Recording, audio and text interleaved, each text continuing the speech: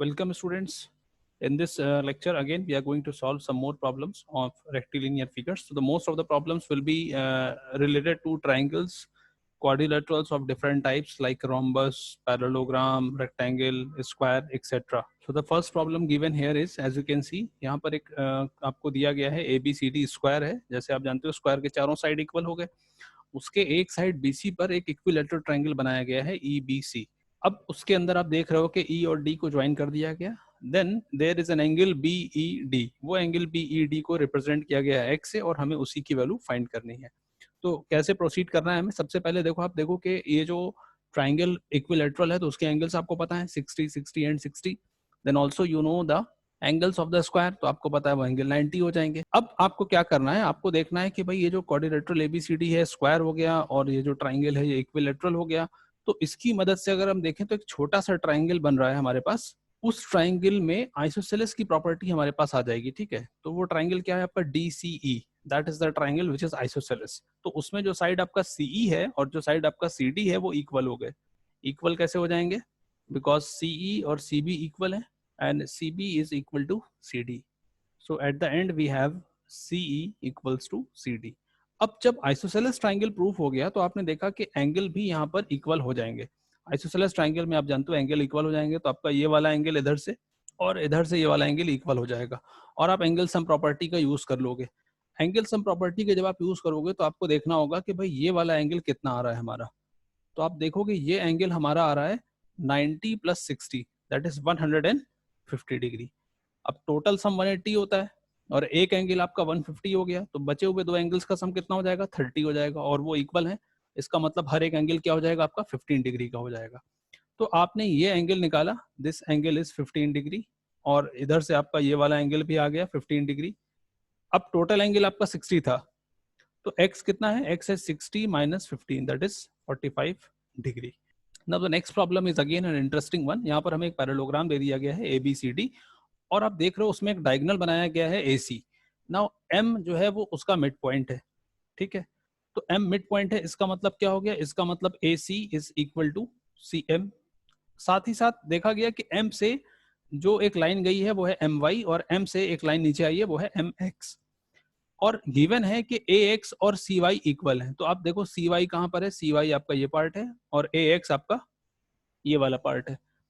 तो अब आपने इस ट्राइंगल को देखना है. ठीक है, now we have triangle AMX, triangle AMX and the other triangle is CMY, CMY. तो अब दोनों में देखो क्या हो जाएगा. दो में आपको देखना है कि AX इसका और दूसरे वाले का CY, दे आर इक्वल. ये कहां से आ गया? ये गिवन था आपको. साथ ही साथ अगर आप देखो तो आपको ये भी दिया गया है AM is equal to CM. ठीक है, ये भी आपको गिवन है.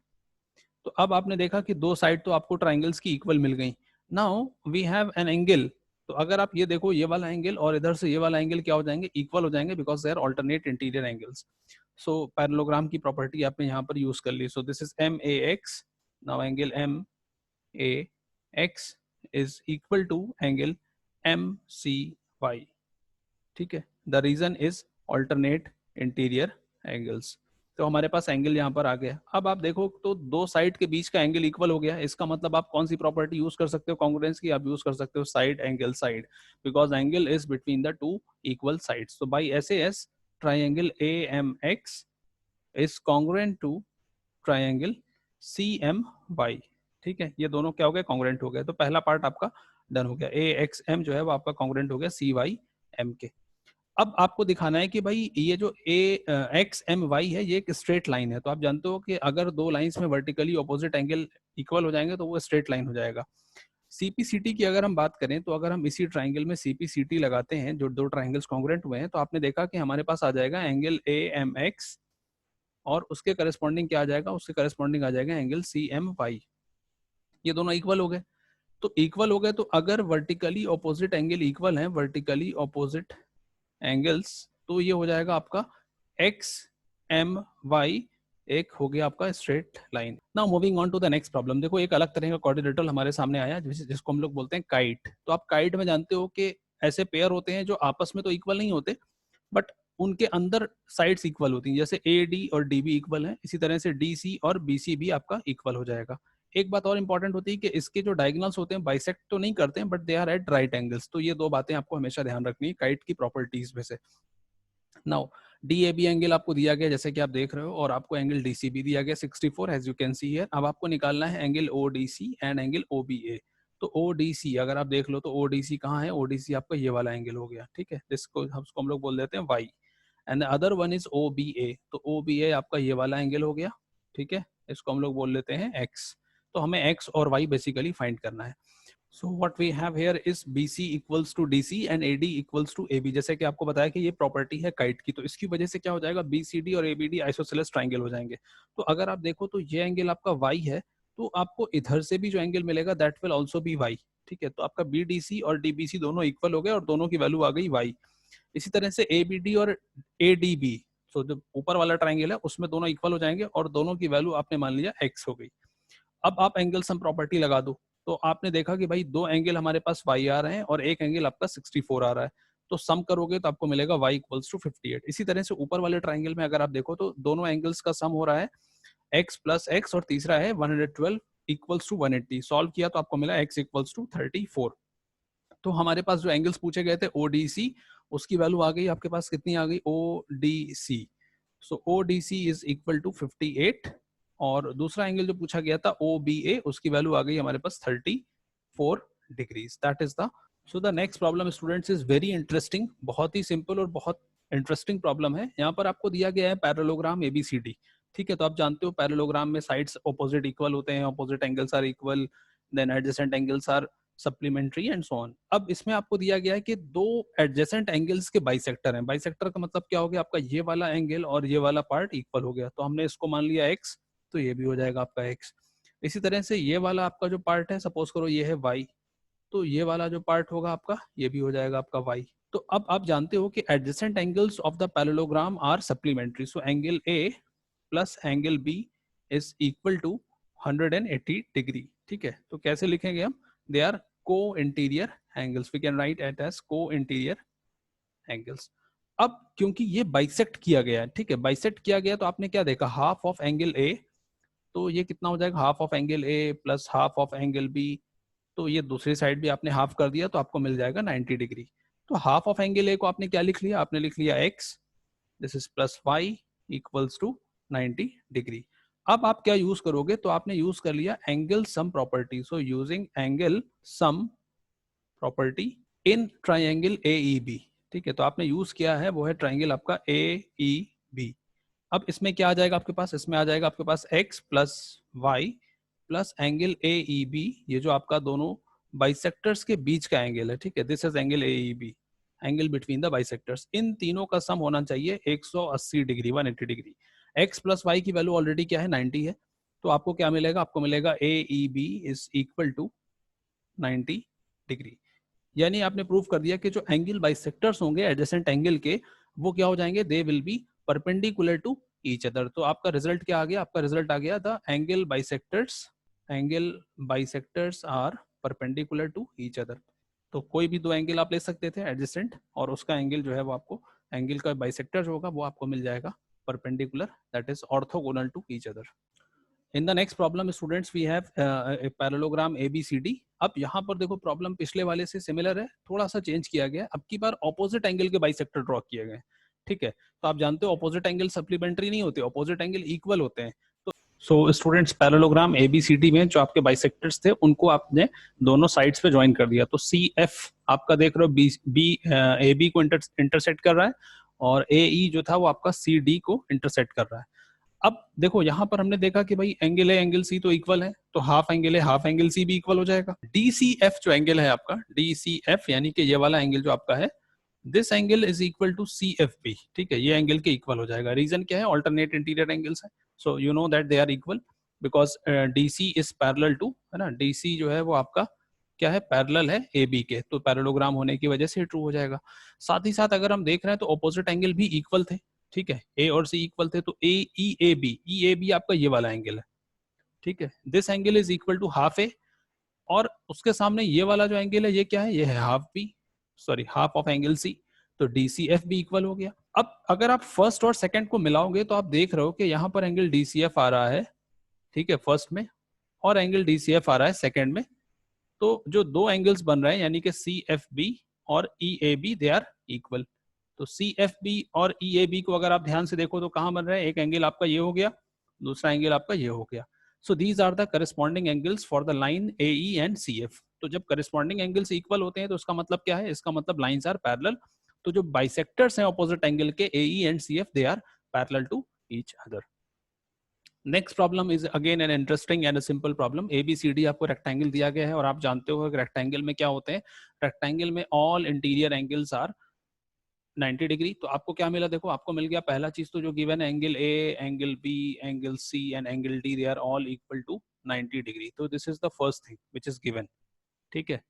अब देखो रेक्टेंगल में एक और प्रॉपर्टी होती है, रेक्टेंगल में जो आपके ऑपोजिट साइड्स होते हैं दे आर इक्वल। तो AB जो है वो आपका किसके इक्वल हो गया, AB is equal to CD and this AD is equal to BC, ये भी आपको गिवन है। अब आपको इसको क्या प्रूफ करना है, आपको इसको प्रूफ करना है स्क्वायर। तो स्क्वायर प्रूफ करने के लिए सिर्फ आपको क्या दिखाना है, अगर आप ये दिखा दो कि AD और CD इक्वल यानी एडजेसेंट साइड्स आर इक्वल, ठीक है, तो आपको ये प्रूफ करना है AD is equal to suppose करो CD, या इसी तरह से आप कोई भी दो एडजेसेंट साइड्स को दिखा सकते हो। ये क्या करना है, ये आपको प्रूफ करना है। So this is to prove. अब हम आगे कैसे बढ़ेंगे इसमें, तो फर्दर आपको दिया गया कि डायगोनल BD बाइसेक्ट कर रहा है दोनों एंगल्स को। तो आप जानते हो ऑपोजिट एंगल इक्वल होंगे, तो आपका एंगल B जो था वो आपके एंगल D के इक्वल हो रहा था because it is opposite angles of rectangle, ठीक है। तो रेक्टेंगल भी क्योंकि पैरेललोग्राम है तो इसके ऑपोजिट एंगल्स जो है वो आपस में इक्वल हो गए। तो इसका मतलब क्या हो जाएगा, बाइसेक्ट कर दिया तो half of angle B is equal to half of angle D because BD bisect कर रहा है इसको। तो आपको मिल जाएगा x is equal to y, ठीक है। अब अगर आप देखो तो आपके पास आ गया ट्राइंगल ABD, ठीक है, ट्राइंगल है हमारा ABD। इस ट्राइंगल में आपने देखा कि एंगल x और एंगल y इक्वल आ रहे हैं, ठीक है। तो क्या मिलेगा आपको, तो ये ट्राइंगल मिलेगा आपको isosceles triangle, this is isosceles.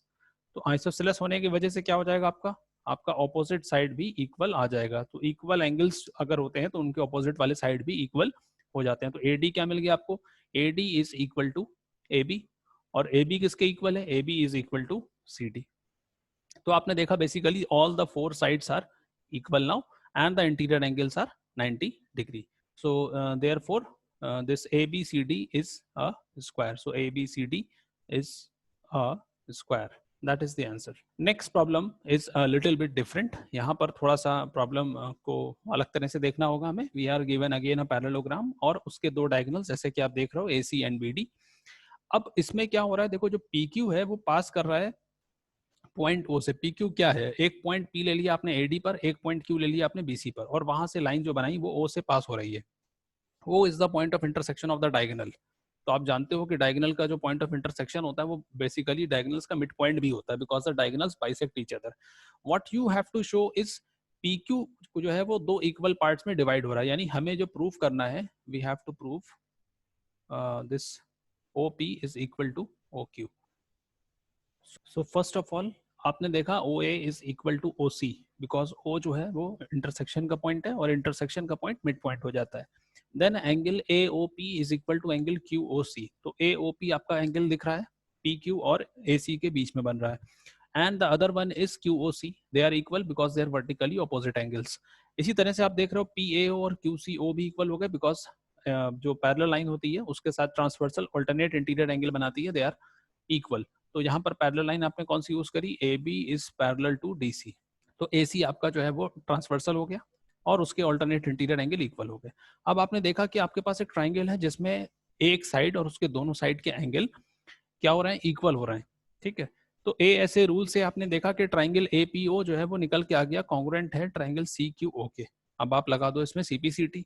तो CPCT जब आपने लगाया तो आपने देखा कि जो ट्राइंगल के दो करस्पॉन्डिंग साइड्स हैं यानी OP and the other one is OQ, they are also equal. So by CPCT we get the required result। PQ क्या हो गया, PQ bisect हो गया at the point O। Now coming to this problem, in this figure again you can see first of all we are given ABCD as a parallelogram and X is the midpoint of BC। तो जो parallelogram का side BC है उसका mid point ले लिया गया X। A से एक लाइन बनाया गया जो X के होता हुआ आ रहा है और Q पॉइंट पे DC को मीट कर रहा है। Then the parallelogram AB P Q complete हो गया, एक नया पैरेललोग्राम बन गया ए बी पी क्यू। अब देखो दो पैरेललोग्राम से कॉमन बेस है ए बी। सबसे पहले क्या प्रूफ करना है, पहला पार्ट प्रूफ करने का है ए बी एक्स। तो आप देख रहे हो ए बी एक्स ऊपर है और उसके नीचे है क्यू सी एक्स। तो ये आपका है ए बी एक्स, ये ट्राइंगल है, और क्यू सी एक्स आपका ये वाला ट्राइंगल है। तो आपको शो करना है कि these two triangles are congruent. And the next part is to show that DC, CQ and QP are equal. That means this is trisected. तीन equal parts में DP को बांटा जा रहा है। So the first part to prove it, हमने सबसे पहले क्या लिया, ABX। तो आप देख रहे हो एंगल ABX और उसके करस्पॉन्डिंग दूसरे ट्राइंगल में आ रहा है angle QCX। So they are both equal because of alternate interior angles। तो आपको पता है कि लाइन AB और CD पैरेलल है। Similarly, BX is equal to CX। ठीक है, बी एक्स और सी एक्स क्या है, इक्वल हो गए। ये क्वेश्चन में आपको दिया गया था। एंगल ए एक्स बी और एंगल क्यू एक्स सी ये वर्टिकली ऑपोजिट एंगल है, दे आर इक्वल। तो अब आपने देखा कि दो एंगल्स हैं और उनके बीच का साइड है। सो बाय ए से rule the triangles are congruent. Just what we have to show is DC is equal to C Q is equal to Q P. तो बहुत ही सिंपल है। देखो सबसे पहले क्या है, आपने दिया गया है कि दो पैरेललोग्राम्स हैं। तो आप जानते हो कि दोनों पैरेललोग्राम है तो उनके ऑपोजिट साइड तो इक्वल होते हैं। तो आपको दिया गया है A B C D is a parallelogram, तो A B is equal to C D. And similarly A B Q P is a parallelogram, तो आपका क्या हो गया, आपका हो गया A B is equal to Q P. ये दो चीजें आपको गिवन है। ये कहां से आ गया, these are the opposite sides of parallelogram. These are opposite sides of parallelogram. तो दो पैरेललोग्राम है, उनकी ऑपोजिट साइड इक्वल हो गई। अब अगर आप देखो तो यहाँ पर आपको दिया गया A B is equal to C Q. ये कहां से आ जाएगा, ये आ जाएगा आपका सीपीसीटी से। तो इसी ट्राइंगल में अगर आप लगा दोगे सीपीसीटी, तो by CPCT this angle sorry this side A B is also equal to the side Q C. तो अब आपने देखा ए बी क्यू सी के इक्वल है, ए बी क्यू पी के इक्वल है, ए बी सी डी के इक्वल है। इसका मतलब क्या हो जाएगा, all these three parts are equal. So जब आपने देखा कि ए बी सी डी के इक्वल हो गया, ए बी क्यू पी के इक्वल हो गया और ए बी क्यू सी के इक्वल हो गया, तो जो आपका साइड डीपी है, लाइन डीपी जो है वो तीन इक्वल पार्ट्स में डिवाइड हो गया, D C C Q and P Q. तो दो पार्ट्स इक्वल हमने कैसे प्रूफ किया, because they are parts, they are opposite sides of the parallelogram, और तीसरा वाला आपका सीपीसीटी से आ गया। So this is the end of this lecture. Now students, in the description of this video you will find an interesting assignment which has certain number of questions। तो आपको उसे सॉल्व करना है, सॉल्व करके अपने डाउट्स और queries को, जो नहीं हो पा रहा है, जो आधा हो पा रहा है प्रॉब्लम, वो सब कुछ आपको सेंड करना है। And then in the upcoming session live class में हम लोग आपके डाउट्स को, क्वेरीज को डिस्कस करेंगे। Thank you all of you for viewing this video.